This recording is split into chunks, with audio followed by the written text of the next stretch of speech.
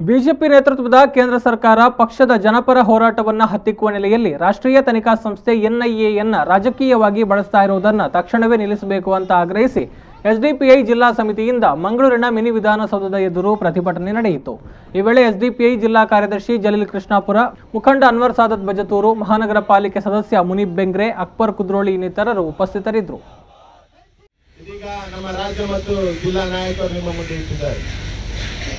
ಆತ್ಮೀಯರೇ, ಇವತ್ತು ಡಿಜೆಯಲ್ಲಿ ಮತ್ತು ಕೆಜೆಯಲ್ಲಿ ಡಿಸೆಂಬರ್ 11ನೇ ತಾರೀಕಿನಂದು ನಡೆದಿರ್ತಕ್ಕಂತಹ ಒಂದು ಘಟನೆಯನ್ನು ಮುಂದಿಟ್ಟುಕೊಂಡು